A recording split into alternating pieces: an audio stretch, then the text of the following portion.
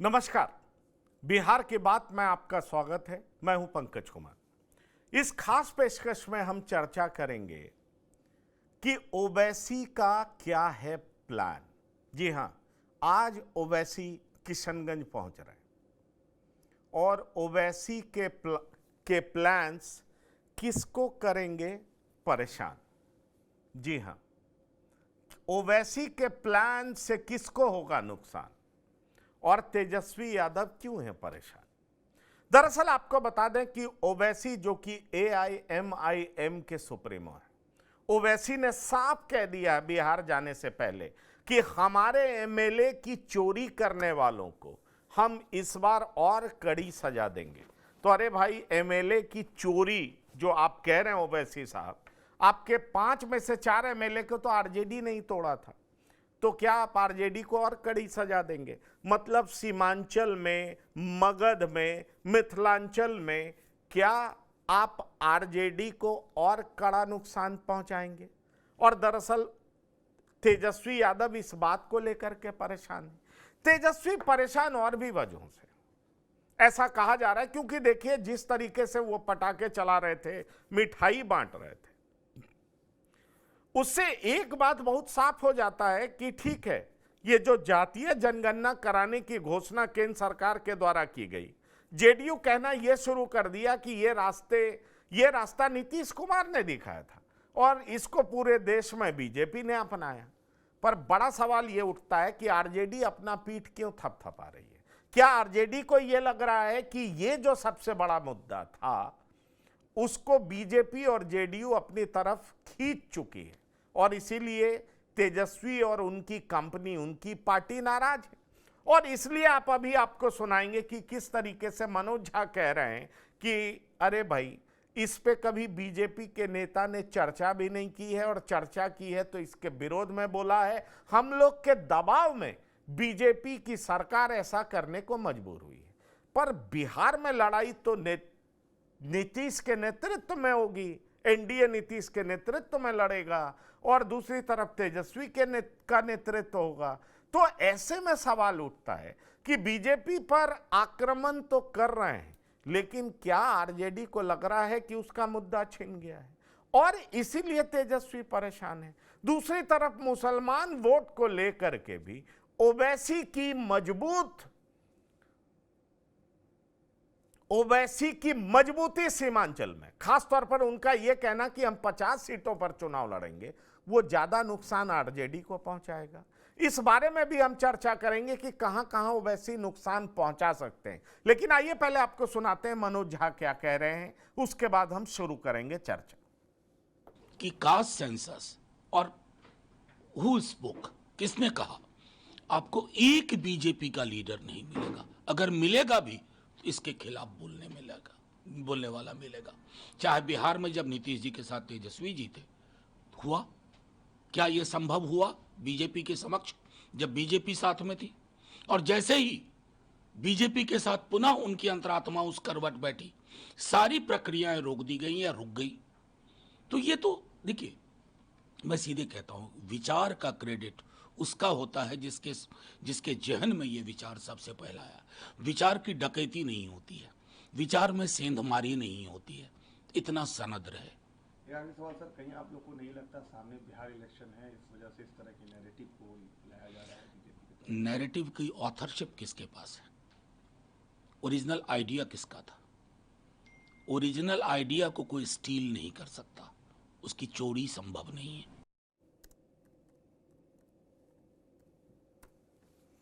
तो आपने सुना मनोज झा किस तरीके से कह रहे हैं कि ओरिजिनल आइडिया हमारा था, BJP हमेशा इसके विरोध में बोलती रही है, अब क्यों अपना पीठ थपथपा रही है? और इसीलिए सवाल ये उठ रहा है कि ठीक है, जातीय जनगणना के मुद्दे पर क्रेडिट लेने की होड़ है, लेकिन क्या ओवैसी की मौजूदगी बिहार में, उनकी पार्टी का चुनाव लड़ना बिहार में RJD को ज़्यादा नुकसान कर जाएगा? सवाल ये भी है। क्या जातीय जनगणना कराने की बात कह BJP ने RJD के तर्कस से सबसे बड़ा तीर निकाल लिया है? ये भी बड़ा सवाल है और इसलिए तेजस्वी परेशान है। क्या तेजस्वी को इस बात से नुकसान होगा?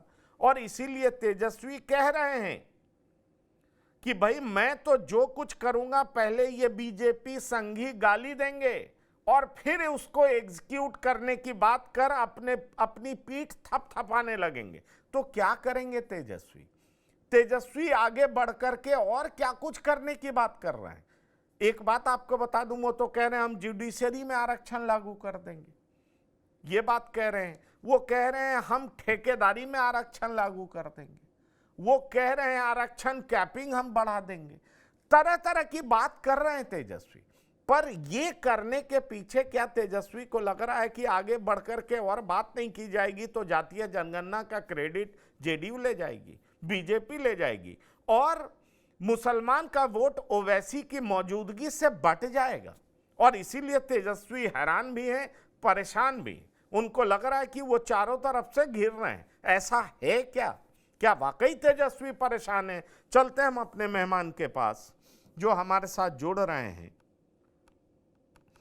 आपको बता दें, जो हमारे साथ गेस्ट जुड़ रहे हैं उनका नाम है रामबंधु वत्स, वरिष्ठ पत्रकार हैं, मृत्युंजय शर्मा राजनीतिक विश्लेषक हैं। आप दोनों मेहमान का बहुत स्वागत है। ये बताइए, असदुद्दीन ओवैसी आज बिहार में हैं और 2 दिन शनिवार रविवार अपनी सभा करेंगे। कहा यह जा रहा है उनकी पार्टी की तरफ से कि 50 सीटों पर हमारी दावेदारी रहेगी, 50 सीट पर हम चुनाव लड़ेंगे। रामबंधु वत्स जी, किसका नुकसान करेंगे? ओवैसी के प्लान से किसका होगा नुकसान? क्या वाकई तेजस्वी हैं परेशान? जी ओवैसी जी ने जो कहा है कि हम जिन्होंने मेरी पार्टी तोड़ा हम उनसे बदला लेंगे, ये बात देखने वाली कि वो राजनीति क्या कांग्रेस के हनुमान बन के करेंगे क्या? जरा वॉल्यूम बढ़ाइएगा, आवाज कम आ रही है। पिछली 2020 जी 2020 में जो उनकी जो राजनीति थी, वो उस वक्त कहते थे कि हम सीमांचल की राजनीति करेंगे, सीमांचल के विकास की राजनीति करेंगे। इस बार वो सीमांचल के साथ साथ मिथिलांचल और मगध की बात कर रहे हैं और पिछली बार वो 18 सीटों पर लड़े थे, इस बार वो 50 सीटों की बात कर रहे हैं। देखने वाली बात है कि वो 50 सीटों का चयन कैसे करते हैं। कहीं ये 50 सीटों में आरजेडी के हिस्से मिलने वाला जो मुस्लिम बहुल सीटें हैं उनमें तो अपना उम्मीदवार खड़ा करते हैं या कांग्रेस के हिस्से वाले सीटों पर भी करते हैं। ये तो वक्त ही बताएगा कि ओवैसी अपने हिस्से की राजनीति इस बार करेंगे या वो कांग्रेस के हनुमान बन के करेंगे। जहां पे आरजेडी अगर मुस्लिम बहुल सीटों पे अपना उम्मीदवार खड़ा करती है, ओवैसी कहीं वहीं तो अपने उम्मीदवार खड़ा ना करें, तो ये बात आने वाले समय में बताएगा। क्योंकि ओवैसी के लिए ये बहुत जरूरी है बताना कि पिछली बार आरजेडी ने उनके 5 से 4 विधायक तोड़े थे, तो और इस बार उन्होंने कहा भी है कि जिन्होंने उनकी पार्टी तोड़ी उनसे बदला लेने का वक्त आ गया है। तो ये आरजेडी की ओर साफ संकेत है। और मिथिलांचल से और सीमांचल से बढ़ के मिथिलांचल और मगध में आना, ये भी एक संकेत है कि वो आरजेडी के जो सीटें होंगे, महागठबंधन में आरजेडी के जो कोटे वाली सीटें होंगे उसमें वो उम्मीदवार खड़ा करेंगे। तो और ये तेजस्वी यादव के चिंता का मुख्य कारण है और ये बिल्कुल स्वाभाविक बात है। जो इस बार जब वक्त संशोधन बिल के बाद जो मुस्लिम समाज का जो मिजाज है, ऐसे भी 2020 में 5% जदयू को मिला था। इस बार तो मुस्लिम समाज में एक आक्रोश भी है जदयू को लेकर के। और वक्त संशोधन बिल के बाद ये पहला चुनाव है बिहार में, पहला जो बिहार का चुनाव है वो देश का पहला चुनाव है इस संशोधन बिल के बाद। ऐसे में मुस्लिम जनमत को लेकर के ही महागठबंधन के अंदर कांग्रेस और आरजेडी के अंदर जो संघर्ष है उसमें ओवैसी की भूमिका बहुत बड़ी होने वाली है। अगर वो आरजेडी के कोटे वाले सीटों पे ही उम्मीदवार करते हैं तो इससे आरजेडी को बहुत बड़ा हानि होगा। और ऐसा नहीं है कि इस बार जैसा कि माना जाता है कि जिन सीटों पे बीजेपी के उम्मीदवार को जो टक्कर देगा मुस्लिम उन्हीं को वोट देंगे। कुछ ना कुछ तो फर्क पड़ता ही है। मान लेते हैं कि अगर 10,000, 8,000, 5,000 भी आरजेडी के मुकाबले ओवैसी के उम्मीदवार को अगर मुस्लिम वोट जाता है तो सीटों की जीत हार पे फर्क पड़ता है। तो उनकी नीति क्या है, वो किन सीटों पे अपनी दावेदारी करते हैं। दूसरी बात ये है कि टिकट का जो मसला अभी महागठबंधन के अंदर सुलझा नहीं है। उससे पहले अगर ओवैसी अपने सीटों की घोषणा करते हैं या कुछ संकेत देते हैं, तो ये भी एक आरजेडी पे दबाव जैसा होगा। नहीं, आरजेडी ठीक उन है। सीटों पे आरजेडी पर दबाव जैसा होगा। रामबंधु बस जी, हम इस डिस्कशन को आगे बढ़ाएंगे, हम कई सारी बातें भी करेंगे, आपसे जानेंगे भी, हम बताएंगे ओवैसी की योजना क्या है, कैसे ओवैसी बिहार में अपने पांव को मजबूती से रखना चाहते हैं, अपना पैर पसारना चाहते हैं, अपने पार्टी का विस्तार करना चाहते हैं। लेकिन कुछ दिनों पहले तौसीफ आलम, कांग्रेस के पूर्व विधायक हैं, वो एआईएमआईएम में शामिल हो गए और दर्जनों कार्यकर्ताओं ने पार्टी को छोड़ दिया। मृत्युंजय जी, आपको लगता है कि दर्जनों कार्यकर्ताओं ने छोड़ दिया, इससे कितना नुकसान होगा ओवैसी की पार्टी को? लेकिन 50 सीट पर अगर ओवैसी के उम्मीदवार उतरते हैं, एआईएमआईएम के उम्मीदवार उतरते हैं, तो ये नुकसान किसका करेगा? ये नुकसान आरजेडी का करेगा या ये नुकसान जेडीयू का करेगा? ये नुकसान क्या जन स्वराज पार्टी का करेगा? ओवैसी के बिहार के चुनाव में उतरने से क्या वाकई तेजस्वी यादव परेशान है? सवाल ये उठ रहा है, क्योंकि उनका माई कॉम्बिनेशन क्या टूटेगा? और जिस तरीके से जन स्वराज पार्टी भी संख्या के हिसाब से टिकट बांटने की बात कहती है, तो क्या आपको लगता है जन स्वराज पार्टी भी थोक भाव में वोट बटोर सकती है मुसलमानों का? ऐसी संभावना है क्या? या वक्फ संशोधन बिल पास हो जाने के बाद मुसलमान एकजुट होकर के वोट करेंगे, क्योंकि उनको दिखाई पड़ेगा कि आरजेडी ही वो पार्टी है या आरजेडी लेड अलायंस ही वो गठबंधन है जो एनडीए को कड़ी चुनौती दे सकता है। इसलिए आरजेडी और उसके घटक दलों को छोड़ करके हमें ओवैसी जन स्वराज पार्टी पर ज्यादा भरोसा दिखाना नहीं चाहिए। पंकज जी, जो जिस तौसीफ आलम की आप बात कर रहे हैं, कांग्रेस के विधायक रह चुके हैं और इनफैक्ट ना उन्होंने पार्टी सिर्फ ज्वाइन कर लिया है, बल्कि ओवैसी ने उन्हें कैंडिडेट भी घोषित कर दिया है बहादुरगंज सीट से। और उसके कारण काफी विरोध हुआ है। जो वहाँ के लोकल कैडर्स हैं, उनका कहना है कि हमने पिछले 5 वर्षों में यहाँ संगठन खड़ा किया है एआईएमआईएम का, तो अब बाहर से किसी आए हुए व्यक्ति को टिकट ना देके संगठन के भीतर से किसी को टिकट देना चाहिए था। और इस प्रकार की चीज चुनावों के पहले होती है, करीब करीब सभी पार्टियों में होती है। लेकिन एक बात हमें समझनी होगी पंकज जी, एआईएमआईएम कोई ऐसी पार्टी नहीं है जिसने बहुत जमीन पर काम करके वहां पे एक बहुत मजबूत संगठन खड़ा किया। वो सिर्फ एक ऐसी पार्टी है जो एक व्यक्ति के करिश्मे पे, ओवैसी के करिश्मे पे चलती है, और दूसरा एक समाज, एक विशेष वर्ग के समर्थन से चलती है। तो कैडर और कार्यकर्ता बहुत ज्यादा मैटर नहीं करते हैं। अगर आप थोड़ा सा इतिहास भी देखेंगे तो 2020 के उनके जो 5 कैंडिडेट्स जीते हैं, उनको भी आप देख लीजिए, उसमें कोई भी ऐसा कैंडिडेट नहीं है जो पहली बार इलेक्टोरल पॉलिटिक्स में आ रहा हो या संगठन से कुछ चल के आया हो। वो सभी के सभी कैंडिडेट पहले आरजेडी में थे, कांग्रेस में थे, बहुत बड़े पॉलिटिकल फैमिलीज में थे, तस्लीमुद्दीन जी की फैमिली से थे, और उन्हीं को बस उठा के एआईएमआईएम ने टिकट दिया और फिर वहां पर उन्होंने चुनाव जीते।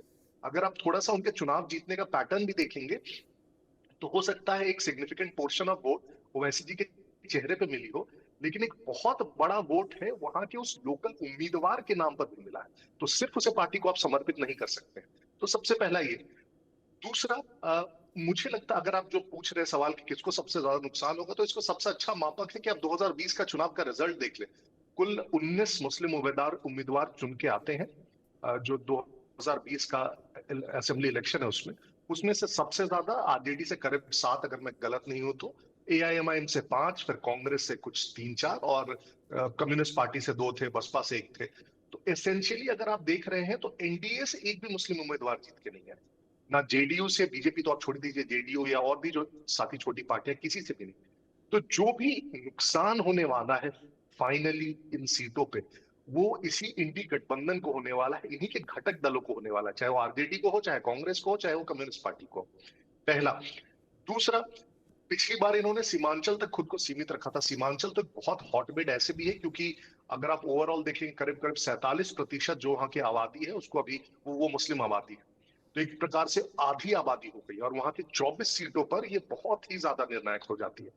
तो उन सीटों पर तो इनका प्रभाव रहेगा ही रहेगा, लेकिन इनको और थोड़ा सा लग रहा है कि जो आसपास के जिले हैं, जैसे दरभंगा देख लीजिए आप, आप समस्तीपुर देख लीजिए, वहां भी करीब 20% से ऊपर आबादी है जो अल्पसंख्यक है उनकी। तो वहां की कुछ सीटों पर भी इनकी नजर जाने वाली है, और इसलिए मुझे लग रहा है इस बार ये बोल रहे हैं कि हम 50 सीटों पर करीब करीब चुनाव लड़ेंगे। 50 नहीं भी लड़े तो मुझे लगता है पिछली बार से तो काफी ज्यादा सीटों पे चुनाव लड़ने जा रहे हैं, 30-35 से तो ज्यादा पे डेफिनेटली लड़ने जा रहे हैं। और इन सभी सीटों पे फिर से मैं पंकज जी कहूंगा, जो जो लोकल जो वोटर होता है ये बहुत मैक्रो स्केल पे नहीं दिखता है कि राज्य में कौन मुख्यमंत्री बनने जा रहा है और गठबंधन को हराने जा रहा है, वो लोकल स्तर पे देखता है। तो हो सकता है जो वहां का लोकल कैंडिडेट सबसे स्ट्रांग हो, अगर उसको प्रशांत किशोर ने अपनी अपनी पार्टी का टिकट दे दिया तो हो सकता है वो निकल के आ जाए, अगर उनको एआईएमआईएम ने टिकट दे दिया तो हो सकता है वो निकल के आ जाए। बहुत सारे सीटों पे मल्टीपल कोलैबोरेशन वो राज्य स्तर पे या एक सीमांचल के स्तर पे कभी पॉसिबल नहीं होता कि इस पूरे सीमांचल में आइए इस पार्टी को मिलकर वोट देते हैं। वो ज्यादा से ज्यादा पॉसिबल हो पाता है तो एक विधानसभा के क्षेत्र में आपस में पॉसिबल हो पाता है कि सब मिल बैठ के बात करते हैं कि यहां से इस कैंडिडेट या इस पार्टी को हमें जिताना है। इस कारण से मुझे लगता है कि जितनी भी पार्टी इस पे में आ रही है, एआईएमएम तो है ही, प्रशांत किशोर ने ऑलरेडी डिक्लेयर कर दिया है कि 40 उम्मीदवारों को टिकट देंगे।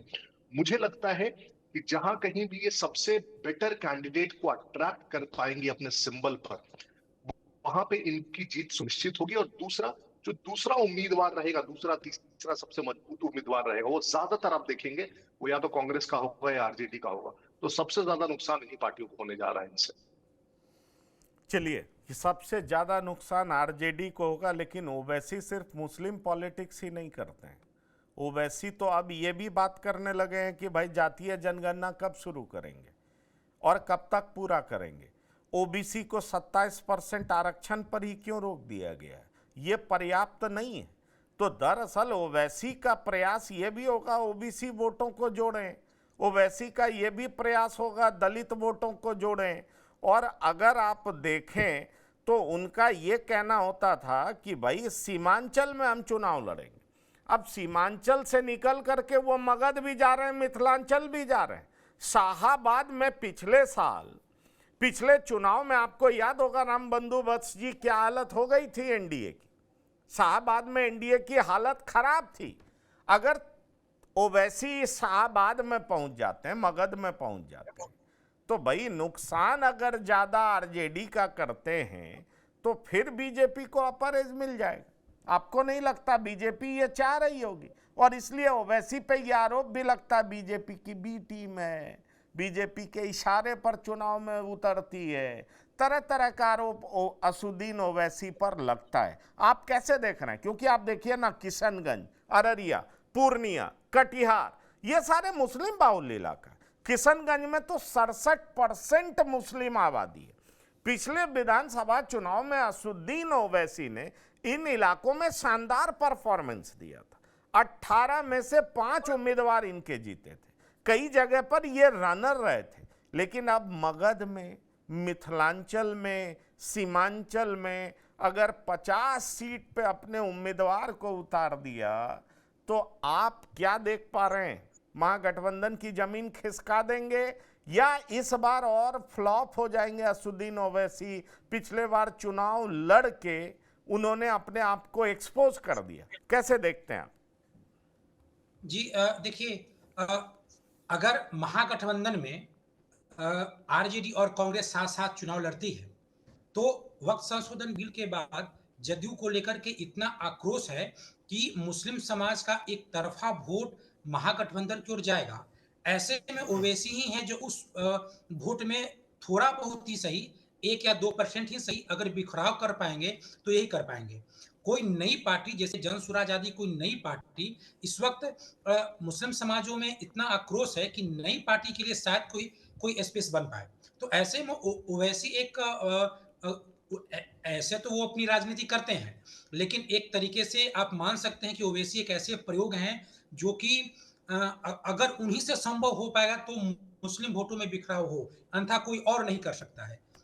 हाँ, अगर महागठबंधन में सिर्फ कांग्रेस बाहर चली गई तब बात एक अलग है। लेकिन अभी तक जो चीजें समझ में आती हैं कि चाहे महागठबंधन में टिकट बंटवारों को लेकर जो भी दुविधा हो, जो भी संकट हो, लेकिन कांग्रेस और आरजेडी एक साथ महागठबंधन में रह के चुनाव लड़ेगी। ऐसे में ओवैसी को छोड़ के कोई नेता या कोई ऐसा प्लेटफॉर्म नहीं है मेरी समझ से कि वो मुस्लिम वोटों में बिखराव कर सके। और ओवैसी मुस्लिम कैंडिडेट को भी देते हैं और दलित हिंदू को भी उम्मीदवार बनाते हैं। तो जो दलित का वैसी दलित जिनकी जो मानसिकता खासकर वामपंथी पार्टियों के जो दलित वोटर हैं, उनमें हल्का-फुल्का हल्के ढंग से सेंधमारी ओवैसी कर सकते हैं। तो कहीं न कहीं महागठबंधन को ही ये क्षति पहुँचाएँगे। इनकी जो राजनीति है, उस राजनीति से महागठबंधन की ज़मीन जो है, उसी में सेंधमारी का एक प्रयास होगा। और कितनी भी मतलब मुस्लिम समाज में एकजुटता पहले भी थी। पहले भी ये माना जाता था कि जो बीजेपी को हराएगा मुस्लिम समाज उनको वोट देगा। फिर भी हम लोग बोचा का चुनाव देख सकते हैं। हम लोग सीवान और पूर्णिया का जो लोकसभा चुनाव हुआ, इनका नतीजा देखते हैं। तो ऐसा नहीं है कि 100% मुस्लिम समाज एकजुट होकर वोटिंग देता था महागठबंधन को। तो ऐसे में ओवैसी के लिए एक स्पेस रहेगा। और पिछली बार वो केवल सीमांचल की बात करते थे कि जहाँ पे मुस्लिम में बहुल सीटें भी हैं, वो सीमांचल के विकास की बात करते हैं। इस बार वो मगध मिथिलांचल यानी वो बिहार का हर कोना जहां वो चाहेंगे, जहां उनको लगेगा कि यहाँ लड़ना चाहिए, वहां चुनाव लड़ेंगे।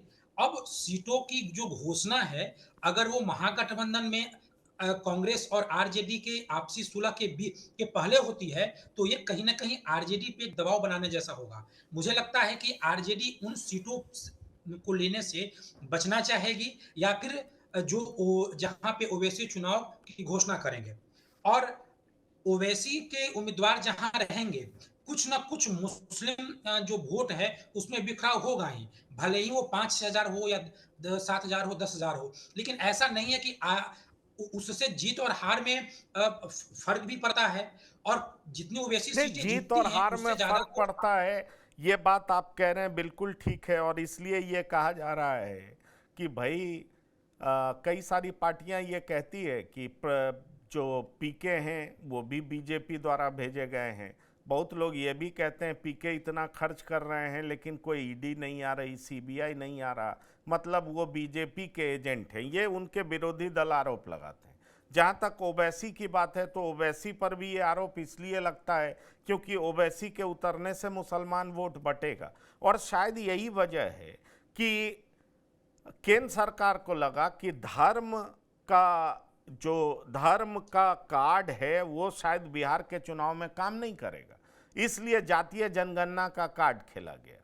और केंद्र सरकार को ऐसा लगा कि जातीय जनगणना का कार्ड खेल करके हम एनडीए को मजबूत करेंगे।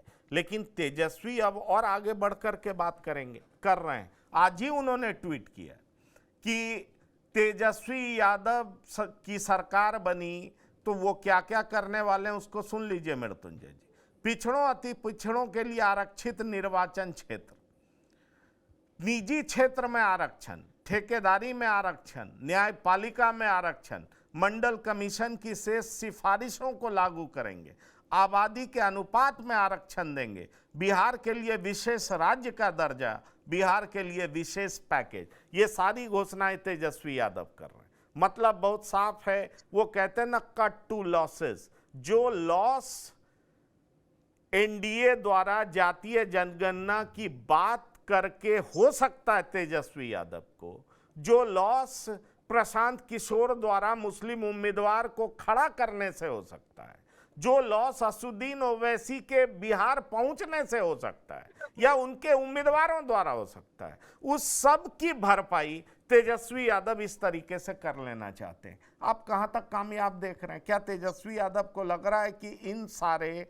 फैक्टर्स को नलीफाई करने का ये बेहतरीन तरीका है और फिर से मंडल की तरह चैंपियन बनने का ये मौका है? पहले उनके पिता बने थे, अब उनको लग रहा है वो खुद बन सकते हैं। जी, एक तो सबसे पहले देखिए, थोड़ा सा ये जो उनका फर्स्ट पॉइंट है हास्यास्पद है। थोड़ा सा डिटेल में सब जाना शुरू कर देंगे आप जब पिछड़ों और अति पिछड़ों के रिप्रेजेंटेशन की बात करते हैं, सीटें रिजर्व करने की बात करते हैं। सबसे ज्यादा अगर नुकसान होगा जितनी जनसंख्या है उसके हिसाब से अगर हिस्सेदारी होने लगे तो सबसे ज्यादा नुकसान होगा उनकी खुद की जाति को। अगर आप देखेंगे आज के डेट में बिहार में जो उनकी जाति की जनसंख्या है वो है 14%। लेकिन अगर आप बिहार विधानसभा में उनके टोटल एमएलए देखेंगे तो इस विधानसभा में 21%, पिछले विधानसभा में थे 25%। तो सबसे ज्यादा अगर रिप्रेजेंटेशन है तो उन्हीं की जाति का। दूसरा, जब वो इस प्रकार के रिप्रेजेंटेशन की बात करते हैं और खुद जब वो सीटों का बंटवारा करते हैं तो उसमें इस रिप्रेजेंटेशन को भूल जाते हैं। 2015 में आरजेडी ने जितनी सीटें बांटी, जितने टिकट बांटे, उसमें से 48% सीटें सिर्फ अपनी जाति को उन्होंने दी। 2020 में जब उन्होंने टिकट बांटे तो जितनी टिकट बांटी उसमें 40% सिर्फ अपनी जाति को थी। तो ये सब भी बातें उठेंगी जब इस प्रकार की हिस्सेदारी की बात करना शुरू करेंगे कि, और इनफैक्ट बड़ा इंटरेस्टिंग है, अति पिछड़े जो 36% है उनको उन्होंने सिर्फ 15% टिकट दी। तो ये भी एक डेटा है। उनसे लोग पूछना शुरू करेंगे कि जब आप अति पिछड़ों की बात करते हैं, दलितों की या मुस्लिमों की भी इनफैक्ट बात करते हैं, तो उनको आप अपने टिकट में रिप्रेजेंटेशन क्यों नहीं देते हैं? देखिए, अगर आप सिर्फ और सिर्फ मुस्लिम रिप्रेजेंटेशन की बात करेंगे तो जनसंख्या के हिसाब से देखेंगे तो उनको कम से कम 43-44 सीटें आपको देनी चाहिए। आप टिकट उसको कितना देते हैं? 18-19 के आसपास टिकट देते हैं। और इनफैक्ट इसी गैप को मुझे लगता है प्रशांत किशोर ने देखा और कैपिटलाइज करने की कोशिश कर रहे हैं। आप थोड़ा सा पिछले कुछ चुनावों को भी अगर आप देखेंगे, आप 2024 के लोकसभा चुनावों को देख लीजिए, आप जो बीच में 4 बाई इलेक्शन हुए आप उसको भी देख लीजिए। 2024 के लोकसभा चुनाव में इन्होंने 2 मुस्लिम उम्मीदवारों को टिकट दिया, दोनों के दोनों वो हार गए। उसका एक बहुत बड़ा कारण ये था, जो एनालिसिस सामने आया वो ये आया कि इन सीटों पे जो मुस्लिम कैंडिडेट्स थे उनको वहां के यादवों ने वोट नहीं किया। और जबकि उल्टा होता है, जनरली जब यादव कैंडिडेट्स होते हैं तो मुस्लिम वोट कर देते हैं। तो इससे थोड़ा सा जो उनका एमवाई समीकरण है वो टूटता हुआ दिख रहा है, और उसी का फिर परिणाम होगा, आपने बाद में जाकर देखा। इनफैक्ट 2015 में उन्होंने 4 मुस्लिम उम्मीदवारों को 14 में कैंडिडेट बनाया था लोकसभा में, 19 में सिर्फ 2 बनाया उन्होंने। तो उन्हें भी ये दिख रहा है कि जो वोट ट्रांसफर बहुत सीमलेसली पहले होता था 90 के दशक में, वो नहीं हो पा रहा है। प्रशांत किशोर इसी गैप को कैपिटलाइज करने की कोशिश कर रहे हैं। वो कह रहे हैं कि आपकी बात तो हमेशा की जाती है लेकिन रिप्रेजेंटेशन नहीं दिया जाता है, और आपकी जनसंख्या के हिसाब से आप इस बार 40 कैंडिडेट को हम टिकट देंगे। ओवैसी ऑलरेडी मैदान में पिछली बार भी कूद पड़े थे, इस बार भी कूद पड़े हैं। तो मेरे ख्याल से, और दूसरी तरफ एक जो ये नैरेटिव में अब ये टसल है, अब तेजस्वी यादव खुद को एक स्ट्रॉन्ग एमवाई कॉम्बिनेशन के लीडर के तौर पर पेश करके कम से कम इस वोट बैंक को बचा कर रख पाए, या जो A to Z की बात करते हैं करते हुए सारे सेगमेंट में थोड़ा थोड़ा वोट बटोरे। अब ये सबसे बड़ा डिलेमा है इनके पास। A to Z वाला जो मॉडल है मुझे नहीं लगता वो सक्सेसफुल होने वाला है, क्योंकि लोगों की मेमोरी होती है, वो देखते हैं पिछले 10-20-30 वर्षों में इस पार्टी ने क्या किया है, तो इतनी जल्दी वो विश्वास नहीं बैठेगा उन जातियों में। जो एग्जिस्टिंग इनका समीकरण है एमवाई का, उसमें से भी थोड़ा थोड़ा अगर आप देखेंगे, बहुत सीट स्पेसिफिक, रीजन स्पेसिफिक, वो जो वोट ट्रांसफर की एकदम गारंटी होती थी वो भी नहीं हो रही है पिछले कुछ चुनावों से, पंकज जी। और ये इनके लिए सबसे बड़ा कंसर्न का कारण।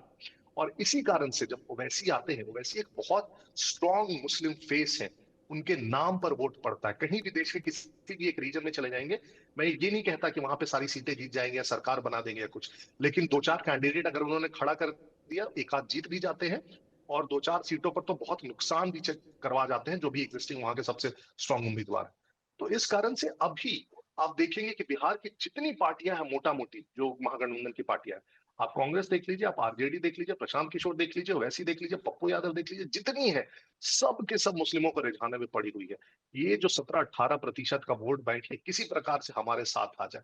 और मेरे ख्याल से ये आबादी किस तरफ जाएगी, एक मुश्त वोट करती है यानी किसी एक पार्टी को, किस रीजन में किसे वोट करती है, इससे इलेक्शन रिजल्ट में बहुत मेजर फर्क आने वाला है पंकज जी। क्योंकि बाकी जातियों का मोटा मोटी हमें पैटर्न पता होता है किसे वोट जाएंगे, और कैंडिडेट्स मोटा मोटी डिसाइडेड होते हैं। लेकिन ये वाला जो सेगमेंट है, जो मुस्लिम पॉपुलेशन है, वो किस तरफ झुकेगा, वो अभी तक मुझे अनडिसाइडेड लग रहा है। बहुत लोग बोल सकते हैं कि इंडी गठबंधन को जाएगा ही जाएगा, लेकिन नहीं, प्रशांत किशोर उसमें डेंट मारेंगे, उसमें वैसी डेंट मारेंगे। और इस कारण से जो ये ऐसी सीटें हैं, करीब 30-35 सीटें हैं जहां पे मुस्लिम डिसाइडर होते हैं, वहां पे जो रिजल्ट जाएंगे उससे ओवरऑल जो बिहार में सरकार बनना और जो गठबंधन की मेजोरिटी है वो उस पर लाई करेगा। इनफैक्ट पंकज जी, वो उस पे निर्भर करेगा, डिपेंड करेगा। पर सवाल ये उठ रहा है ना कि रामबंधु बस जी, आप बिहार में मौजूद हैं और आप सेफोलॉजिस्ट भी हैं, इनफैक्ट आप लोगों के बीच में जाते हैं, आप बात भी करते हैं, टेम्परेचर भी नापते हैं। ये जातीय जनगणना को लेकर के जिस तरीके से क्रेडिट लेने की होड़ मची है, क्या आपको लगता है कि इसका फायदा आरजेडी ले पाएगी? आरजेडी तो कहती है कि भाई हमने ही किया, हमारे ही दबाव में हुआ, जबकि जेडीयू का कल बयान आया, जेडीयू का कहना था कि इंडी गठबंधन में जब हम थे हमने सोचा कि भाई बेंगलोर में एक रिजोल्यूशन पास कर दीजिए, ममता बनर्जी का दबाव बढ़ा, कांग्रेस पीछे हट गई और कांग्रेस पीछे हटी तो लालू प्रसाद भी पीछे हट गए। तो ये जातीय जनगणना कराने का जो अनाउंसमेंट बीजेपी द्वारा हुआ है, आपको लगता है कि बीजेपी ने सबसे बड़ा मुद्दा विपक्ष के हाथों से खींच लिया है, या आपको ये लगता है कि जैसे कांग्रेस लोकपाल लेकर के आई पर फायदा कांग्रेस को नहीं हो पाया, उसी तरीके से बीजेपी को फायदा नहीं होगा? जनता समझ रही है कि ये दबाव में किया गया है, आप कैसे देखते हैं इसको? जी देखिए, कांग्रेस को लोकपाल से जिस तरीके से फायदा नहीं हुआ, वो बात इस बार बीजेपी के साथ नहीं होगा। बीजेपी का जो सबसे बड़ा चैलेंज ये रहा, खासकर पिछले लोकसभा चुनाव में भी, कि विपक्षी पार्टी आसानी से उस पर संविधान बदलने या आरक्षण छीनने का जो क्लेम है उसको चुनाव में भुना देते थे। अगर किसी बीजेपी नेता की जुबान फिसल गई या कभी संघ प्रमुख की जुबान फिसल गई, तो उसको इस तरीके से विपक्षी पार्टियां पेश करने में सफल हो जाती हैं कि बीजेपी आरक्षण छीन रही है। तो इससे अब उसका बीजेपी जो जातिगत आरक्षण करवाने जा रही है, सॉरी, जो जातिगत जनगणना करवाने जा रही है, उससे अब उसका को छुटकारा मिल सकता है। अब उस पे संविधान बदलने का या जो आरक्षण छीनने का आरोप विपक्षी पार्टी नहीं लगा पाएगी। इसके अतिरिक्त ऐसा नहीं है कि बिहार के चुनाव में जो अति पिछड़ा जो जनमानस है वो स्वाभाविक तौर पे बीजेपी को चला जाएगा, क्योंकि इस बार नीतीश कुमार की जो आखिरी चुनाव है, तो ये भी अगर वो एनडीए में रहते हुए उनका आखिरी चुनाव है, उसके बाद एक जंग तो अति पिछड़ी वोट बैंक को लेकर के भी है कि उनके बाद वो वोट बैंक कहां पे जाएगा।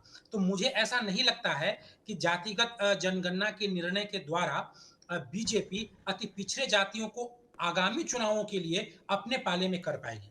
लेकिन हाँ, इससे उनको इतनी राहत जरूर मिलेगी कि अब विपक्षी पार्टी आरक्षण छीनने, आरक्षण बदलने संबंधी जो आरोप लगाते हैं, उससे अब बीजेपी को एक छुटकारा मिल सकता है। लेकिन विपक्षी पार्टियों को हानि है। देखिए, आरजेडी को तो दो तरफा हानि है। पहले तो जब राहुल गांधी भी आते थे तो यहाँ के जो जातिगत जो जनगणना था उसको फर्जी बताते थे, उसको बेकार बताते थे।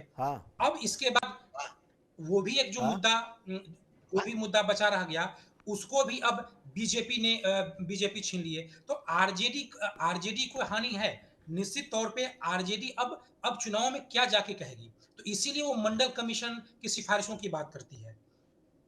आरजेडी के पास अब कोई मुद्दा बचा नहीं है। देखिए, जो कानून व्यवस्था या एंटी इनकम्बेंसी सरकार के प्रति है, वो उसका फायदा महागठबंधन को नहीं हो पाता है, और इसका कारण उसके पास एक जंगल राज की हिस्ट्री नहीं है, बल्कि उनका वर्तमान भी है।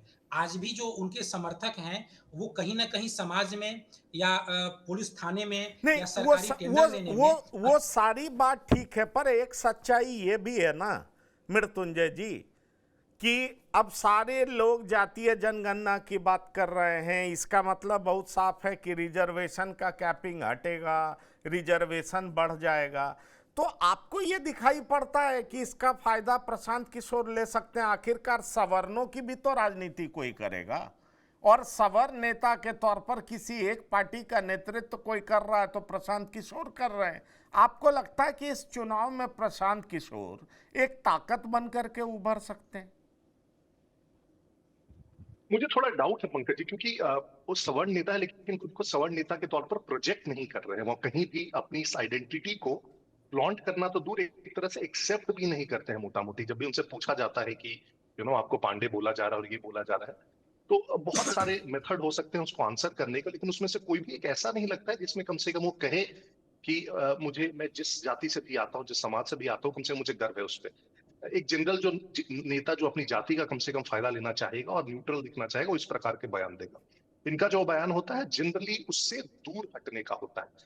तो जब तक मुझे लगता है आप खुद एक तरह से एक मौन कम से कम स्वीकृति नहीं देंगे कि हाँ मैं समाज का नेता हूं, तब तक वो समाज शायद आपको खुद एक्सेप्ट नहीं करेगा। आप जिस प्रकार से आप कन्हैया का देख लीजिए, इनफैक्ट कन्हैया खुद इतना अगेंस्ट बोलते हैं अगड़ों के या ऊंची जातियों के, और अगर वो फिर चाहेंगे कि भूमिहारों के वो नेता बने, तो मुझे लगता है कि बहुत मुश्किल है, भूमिहार उनको अपना नेता नहीं मानेंगे जिस प्रकार के उनके टोन एंड टेनर होते हैं उसको देख के। तो मुझे लगता है कि ये जो अपर कास्ट वाला सेगमेंट है अभी भी मोटा मोटी मुझे बीजेपी जेडीयू के साथ ही दिखता है, बहुत शॉर्ट टर्म में किसी और पार्टी में शिफ्ट होता नहीं दिखता है। दूसरा देखिए, प्रशांत किशोर ने बहुत ज्यादा जो फोकस बना रखा है वो मुस्लिम आबादी पे बना रखा है, जो एक नेचुरल अलायंस नहीं बनता हुआ दिखता है अगली जातियों के साथ। तो फिर से वहां भी एक टकराव आएगा, और शायद जो एक उनके फेस के कारण जो अगली जातियां उनके साथ आती वो नहीं आती, वो मुझे अभी दिख रही है। जातिगत जनगणना मुझे लगता है कम से कम बिहार के केस में बहुत ज्यादा फैक्टर नहीं प्ले करेगी ईदर साइड में। क्यों? क्योंकि जनगणना ऑलरेडी बिहार में एक बार हो चुकी है, और आपने देखा होगा उस जनगणना के बाद जितनी भी चीजें बातचीत होनी थी, जितना भी मैं इतना परसेंट हूं तुम इतना परसेंट हो, और जो भी इस प्रकार की चर्चाएं होनी थी, वो सारा एक प्रकार से एग्जॉस्ट हो गया है बिहार में। तो इस बार आप देखेंगे जब ये जातिगत जनगणना की बात आ रही है, नहीं, तो बिहार में शायद जो एक्साइटमेंट होता इसीलिए वो आपको जनरली नहीं देखने को। नहीं, इसीलिए डॉक्टर संजय भी जुड़ गए। आपका स्वागत है डॉक्टर संजय। दो फैक्टर है, एक फैक्टर है ओवैसी आज से बिहार में 2 दिन बिहार में रहेंगे, 50 सीटों पर लड़ने की बात है, नुकसान किसका सबसे ज्यादा होगा। और दूसरी बड़ी बात की जातीय जनगणना को लागू करने की बात कर क्या केंद्र सरकार ने विपक्ष के हाथ से सबसे बड़ा मुद्दा छीन लिया। आप देखिए तेजस्वी यादव कह रहे हैं कि इस समय जातीय जनगणना कराने की बात केंद्र सरकार द्वारा इसलिए किया गया है क्योंकि बिहार में चुनाव है। तो सवाल यह है कि क्या केंद्र सरकार को यह लग रहा था कि बिहार में चुनाव जीता नहीं जा सकता है जातीय जनगणना अगर लागू करने की बात नहीं की गई तो? और दूसरी बड़ी बात यह है कि अगर असुद्दीन ओवैसी 50 सीटों पर चुनाव लड़वाते हैं तो यह नुकसान किसका होगा? और इन दो वजहों से जब तेजस्वी को लग रहा है असुद्दीन ओवैसी, प्रशांत किशोर और ये केंद्र सरकार द्वारा जातीय जनगणना कराने की बात करना, उसकी घोषणा करना, ये सारे फैक्टर्स कहीं ना कहीं तेजस्वी को परेशान कर रहा है। इसलिए तेजस्वी बहुत तरह की बात कर रहे हैं कि भाई अब सीटों पर भी आरक्षण हो, कि लोकसभा सीट पर ओबीसी ईबीसी के लिए आरक्षण हो, ठेकेदारी में आरक्षण हो, इस तरह की मांग कर रहे हैं। मंडल कमीशन के जो बाकी बचे रिपोर्ट हैं उसको कैसे लागू कराना है ये हम करवाएंगे। तो ये सारी बातें कर रहे हैं, जातीय आधार पर सब कुछ हो, संख्या के आधार पर हो, ये हम इंश्योर करेंगे। तो ये बढ़ चढ़ करके जो तेजस्वी बात कर रहे हैं, क्या उनके मन में कहीं ना कहीं संशय है, शंका है? उनको लग रहा है कि एक बड़ा शस्त्र जो लोकसभा चुनाव में बीजेपी को सत्ता अपने दम पर सत्ता तक आने में रोक दिया था, अब वही मुद्दा बीजेपी ने छीन लिया है, इसलिए हमको कुछ और करना होगा, आगे बढ़ करके बात करनी होगी, तभी हम अपने वोटों को गोलबंद कर सकेंगे। जो जातीय कार्ड ये खेलते थे, जाति की धार को तो जातीय गणना की बात करके बीजेपी ने कुंद कर ही दी है। बीजेपी ने साफ साफ कहा है कि सेंसस के साथ साथ हम कास्ट सेंसस भी करा देंगे, और जब कास्ट सेंसस केंद्र ने जिम्मा ले लिया कि हम कराएंगे, तो अब इनके पास मुद्दे क्या रह गए? इसी मुद्दे को तो ये भुनाते थे चुनाव में कि ये क्यों नहीं चाहते हैं जातीय गणना कराना, आखिर इससे क्यों भागते हैं, क्यों नहीं गरीबों का ध्यान रखते हैं। हालांकि ये क्या क्या करेंगे ये तो यही बताया, लेकिन रोहिणी आयोग की रिपोर्ट जो थोड़ा सा उसकी जो कुछ सिफारिशें लीक हुई थी, अब उसमें तो है कि 10% ओबीसी 90% ओबीसी का हिस्सा खा जाते हैं, और ऐसी कई जातियां हैं जिसमें 918 या 20 जातियों का नाम आया था ओबीसी में, जिसके हिस्से में आज तक कोई रिजर्वेशन का लाभ नहीं, कोटा विदिन कोटा होने के बावजूद। बिहार में भी 113 ईबीसी जातियां हैं, 33 ओबीसी जातियां हैं, दलित की तो काउंटिंग होती है, उनकी भी 23 जातियां हैं। बिल्कुल मिलना चाहिए, लेकिन केवल सारा हिस्सा कोई एक लोग खा जाए और बाकी लोगों को नहीं मिले, तो अगर तेजस्वी जी इतने पारदर्शी हैं तो करके दिखा दें, अच्छा है, नहीं, पर आप हमको ये बताइए कि रोहिणी कमीशन की रिपोर्ट जो है अगर उसको लागू किया जाता है तो आपको ये लगता है कि कुछ जातियों के बारे में, जो मेरे पास भी जानकारी है कि कुछ जातियां जैसे यादव, कुर्मी, कुशवाहा, ये सब रिजर्वेशन के दायरे से बाहर हो जाएंगे? जैसे कुर्मी में वो कई उपजाति है, जैसे धानुक है, ठीक है, वो रिजर्वेशन पाएगा, लेकिन अवधिया कुर्मी और जो समृद्ध कुर्मी समाज है, या कुशवाहा में जो समृद्ध उपजाति है, वो क्या रिजर्वेशन के दायरे से बाहर हो जाएंगे? स्वाभाविक है कि वो बाहर हो जाएंगे। वो जो कह रहे हैं कि अवधिया, घमैला, कोचैसा, वो इतने तरह की कुर्मी में भी सब जातियां हैं कि स्वाभाविक है कि जो लोग इसके लाभ ले चुके हैं और आर्थिक स्थिति उनकी काफी अच्छी हो गई है, शैक्षणिक स्थिति अच्छी हो गई है, सामाजिक तौर पर मजबूत हो गए हैं, इसी वजह से तो ये लोग एक क्लाउज लगाते हैं कि नहीं, ये रिजर्वेशन सामाजिक तौर पर केवल आगे बढ़ाने का है। अभी हम सामाजिक तौर पर आगे नहीं बढ़े, मतलब आर्थिक और शैक्षणिक की बात ये नहीं करते हैं। तो आने तो दीजिए। और आज तो मैं एक और एंगल देख रहा था कि जो बीजेपी जो पार्लियामेंट में बोल चुकी थी, इनके होम मिनिस्टर, कि हम कास्ट सेंसस किसी भी कीमत पर नहीं कराएंगे, आखिर क्या बस बिहार का चुनाव दिखा इन्होंने कास्ट सेंसस का अलाउ कर दिया? उसके पीछे जो एक एंगल उन्होंने बताया, वो बताया कि मुस्लिम जातियों की भी गणना होगी। मात्र 3% मुस्लिम जातियों में अपर कास्ट है, वो शेख, सैयद, पठान जो हैं, और बाकी जितने जिसको पसमानदा आप कहते हैं, उनकी भी गिनती की जाएगी। और उनके यहाँ भी एक नियम है कि वो सब एक जाति, धर्म तो एक लिखते ही हैं, भाषा में सब पहली भाषा उर्दू लिख देते हैं। अगर उनका भी सब कैटेगरी होगा तो रिजर्वेशन का लाभ उनको भी मिलेगा। वो समाज को भी काउंटिंग करके और बताने के लिए बीजेपी ने इस तरह का मास्टर स्ट्रोक खेला है। तो गिनती उनकी मुस्लिम की हो जाएगी, गिनती हिंदू की हो जाएगी, और खास करके जो कन्वर्टेड हिंदू हैं उनकी भी गिनती में इस बात की चर्चा होगी कि पहले ये कहाँ थे, बाद में किस कैटेगरी में आ गए, और कब से कब तक ये जो है वो इस्लाम धर्म को स्वीकार करके ये कर रहे हैं। तो सारे कॉलम होंगे जिसके आधार पर उनकी भी गिनती करके चीजों को ट्रांसपेरेंट किया जाएगा। जो धार्मिक तौर पर सभी एक हो जाते थे कि मेरी आबादी 18% है, उसमें कौन कितने परसेंट है और उनकी सामाजिक आर्थिक स्थिति क्या है। बस केवल एक चर्चा होती है कि देखिए इन लोगों का जो गिनती हुई थी उसमें आर्थिक तौर पर ये किस तरह से पिछड़े हुए थे, और इसके लिए वो जो एक रिपोर्ट का हवाला दे दिया जाता है और उस रिपोर्ट से आगे बात नहीं बनती है। तो उनकी भी गिनती कराने की बात चल रही है। तो विपक्ष की धार तो खुद पड़ ही जाएगी ना। अगर जातीय गणना से या जाति गिन लेने से सारी कल्याणकारी योजनाएं वहां तक पहुंच जाती हैं, वो पिछड़े छूटे हुए लोग जो दौड़ में पिछड़ गए हैं, वो सब लोग सामाजिक, आर्थिक, शैक्षणिक हर तरह से बराबरी का दर्जा पा जाते हैं। तो 94 साल के बाद साहस तो किया नरेंद्र मोदी ने कि ठीक है हम करा देते हैं, और देखते हैं फिर इसके बाद इन क्षेत्रीय पार्टी का अगला दाव क्या रहता है। और जो आपके सवाल हैं कि तेजस्वी जी को समझ में बात नहीं आ रही है, आ जाइए ओवैसी जी पर। ओवैसी जी सीमांचल में प्रभावित तो कर देंगे। पिछली बार भी वो 5 सीट जीते थे, ठीक है, 4 लोगों को आरजेडी ने तोड़ के अपने हिस्से में ले आया था और एक ही इनके बच गए हैं, अख्तरुल इमाम। लेकिन इस बार अगर वो 50 सीटों पर लड़ते हैं जो मुस्लिम बहुल क्षेत्र है, अगर वो मैदान में कुछ सीटें जीतते हैं और अगर वो 10,000, 15,000, 20,000 वोट काटते हैं, तो मैं मानता हूं कि तेजस्वी जी के लिए तो संकट है, क्योंकि वो तो सीधे अर्थमेटिक जोड़ते हैं कि यादव इतना %, मुस्लिम इतना %, और दोनों का अर्थमेटिक जोड़ के बता देते हैं कि भाई 32 तो हमारा ऐसे ही हो गया, और फिर बाकी तो मुद्दे कम, और जो जातीय समीकरण है उस पर वो कहते हैं कि हम बेहतर परफॉर्म कर देते हैं। अगर ओवैसी हर क्षेत्र में आकर के जो 50 सीट की बात कर रहे हैं, 10,000 वोट भी मुस्लिमों का लेने में कामयाब हो गए, ये 10,000 वोट तो बहुत बड़ा फैक्टर है।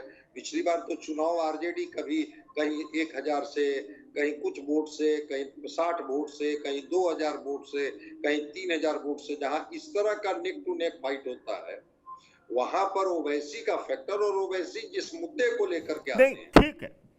ठीक है, आप जो बात कह रहे हैं, लेकिन एक सवाल इस सब के बीच में उठता है मृत्युंजय शर्मा जी, कि क्या अगर भाजपा मुसलमानों की भी गिनती कराती है और उसमें पसमानदा ढूंढती है, तो क्या धर्म के आधार पर भी आरक्षण होगा, जिसका विरोध वो हर जगह करती रही है? ये सवाल मैं सबसे लूंगा। मैं ये समझना चाहता हूं कि अगर आप चलिए गिनती भी करा लेते हैं और उसमें आप कहेंगे ये पिछड़े हुए हैं, लेकिन धर्म के आधार पर फिर आरक्षण का समर्थन देगी मोदी सरकार, केंद्र सरकार, ये मैं समझना चाह रहा हूं।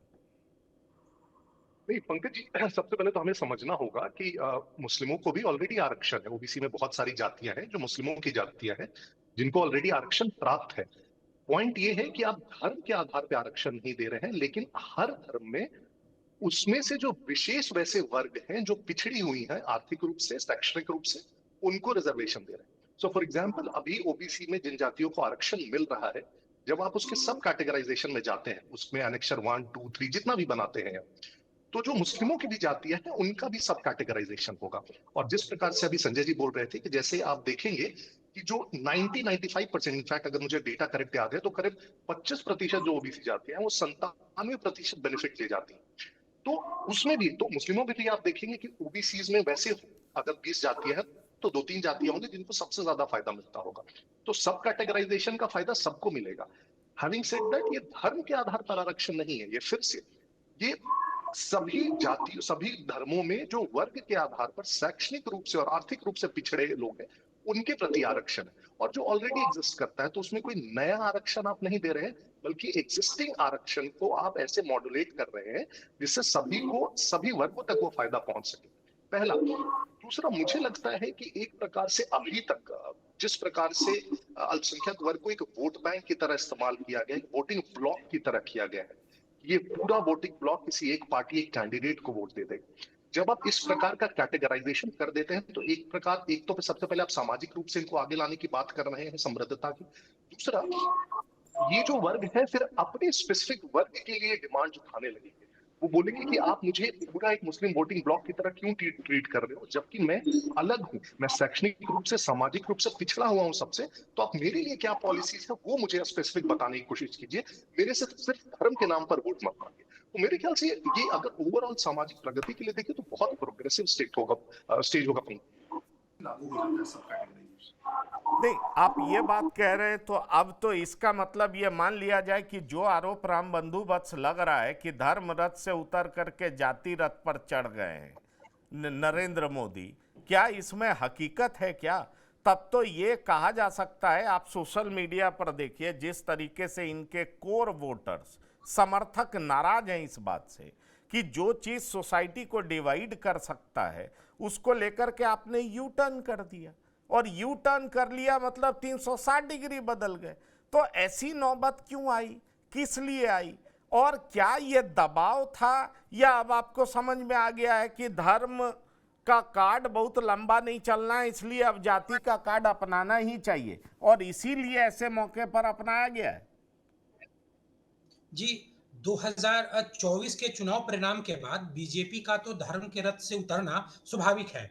अब अयोध्या में रामलला की प्राण प्रतिष्ठा के बावजूद भी आप जो चुनाव परिणाम, तो बीजेपी अब धर्म के रथ पे सवार होकर आगे नहीं बढ़ सकती। और बिहार में तो बिल्कुल ही नहीं। बिहार में तो आप आडवाणी जी से लेकर के और आप आज तक देख लीजिए, कभी भी वो बढ़ नहीं पाई है। इतने साल सत्ता में रही लेकिन कभी अकेले चुनाव लड़ने की नौबत नहीं आई, इतनी साहस नहीं जुटा पाई। तो उसको तो धर्म रथ से उतरना ही था।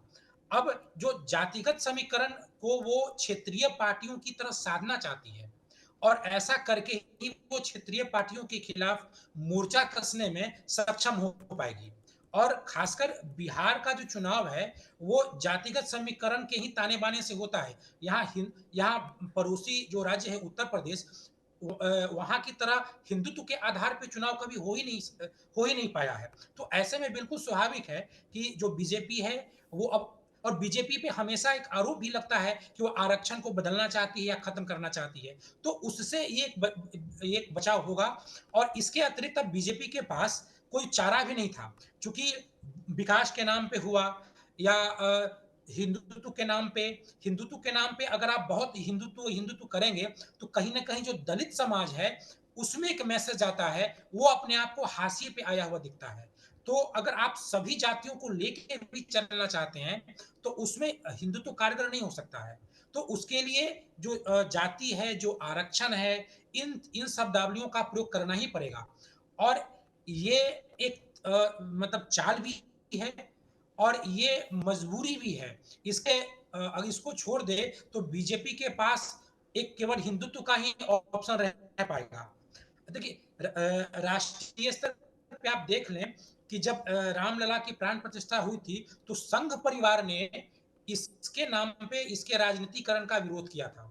और जो संघ के स्वयं सेवक थे, जो बीजेपी के कार्यकर्ताओं का बंस का होता है, वो इस मुद्दे पे जनता में अपने लोगों के बीच समाज के बीच नहीं जाते थे। इस बार भी आप देख लीजिए, जब घूस के गोली मारी गई तो ऐसा लगा, खासकर विपक्षी पार्टियों को भी लगा कि अब बीजेपी के पास या नरेंद्र मोदी के पास एक हिंदू मुस्लिम करने का कारण हो गया है। लेकिन कुछ संघ परिवार का एक बयान भी आया था, मोहन भागवत जी भी बोले थे कि आतंकवादियों का कोई धर्म नहीं होता है। तो कहीं न कहीं से संघ परिवार और बीजेपी अब समझ रही है कि जाति के आधार पे ही अब राजनीति करके विपक्षी पार्टियों को और क्षेत्रीय पार्टियों की घेराबंदी की जा सकती है। जी। क्षेत्रीय पार्टियों की घेराबंदी की जा सकती है, पर टाइमिंग को लेकर के भी सवाल है। टाइमिंग अभी क्यों चुना गया डॉक्टर संजय, ये बात भी उठ रही है कि अरे भाई, आपने जातीय जनगणना नहीं कराया, आपने एक्सेप्ट नहीं किया, आप दिल्ली जीते ना, हरियाणा जीते ना, बटेंगे तो कटेंगे ये कहते हुए आपने महाराष्ट्र तो जीता ना, तो फिर आप क्यों कह रहे हैं? और एक उनकी बात बड़ी वायरल हो रही है नितिन गडकरी की कि जो करेगा जात की बात उसको मारेंगे लात। तो सवाल यह है कि ये सारी बातें अब सामने आ रही हैं, तो ऐसे समय पर जातीय जनगणना की बातों को एक्सेप्ट करना क्या पार्टी की मजबूरी है? कुछ समझ में आ गया या कोई अलग रणनीति है जो डॉक्टर संजय कुमार आप देख पा रहे हैं?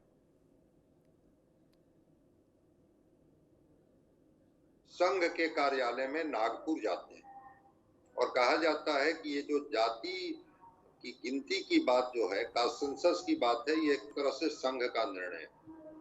और आज भी मदर ऑर्गेनाइजेशन है संघ, और संघ की बात को बीजेपी नकार नहीं सकती।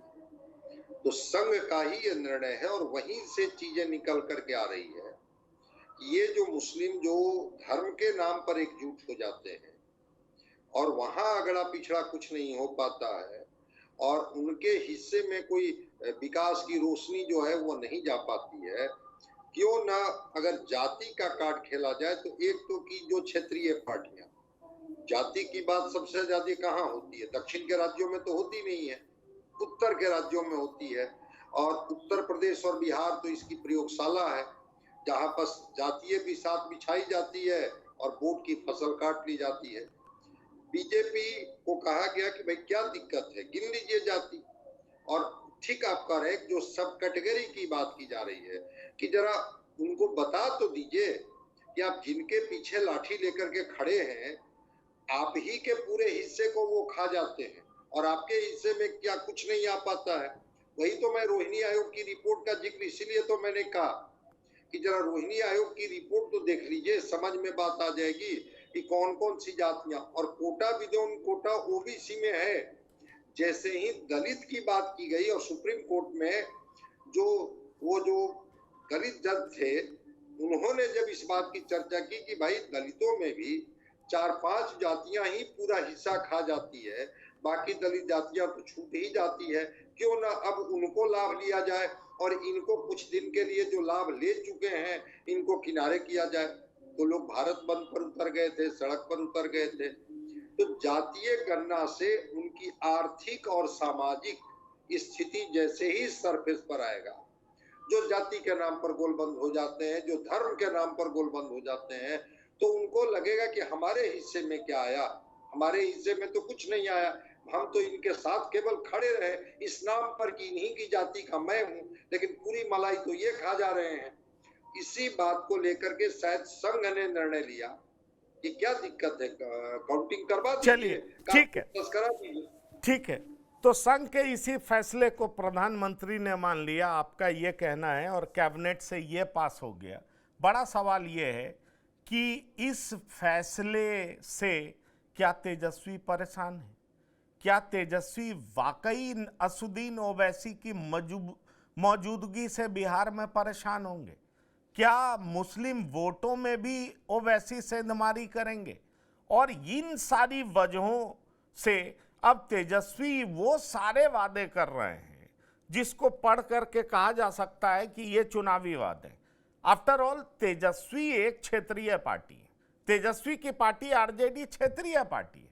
तो इन सारी बातों को कैसे लागू करवा पाएंगे? क्योंकि अगर आप जातीय जनगणना की भी बात करें, जातीय सर्वे की भी बात करें, तो उनका सबसे बड़ा घटक दल कांग्रेस ही तेजस्वी के जातीय सर्वे को खारिज कर देती है, कहती है तेलंगाना मॉडल ठीक है। ऐसे में बड़ा सवाल उठता है कि तेजस्वी जो वादे कर रहे हैं वो क्या उनकी परेशानी का सबब है कि जो सबसे बड़ा मुद्दा उनका था उसको ही बीजेपी ने हथिया लिया, उसको ही डबल इंजन की सरकार ने हथिया लिया। लगातार हम इस बात की चर्चा करेंगे, समय की सीमा हम लोग पार कर चुके हैं, इसलिए रामबंधु बस जी, मृत्युंजय शर्मा जी, डॉक्टर संजय कुमार, बिहार की बात में शिरकत करने के लिए बहुत बहुत धन्यवाद और शुक्रिया। तो बिहार की बात में इतना ही। ताज़ा तरीन खबरों के लिए आप लगातार देखते रहिए TV9। धन्यवाद, नमस्कार।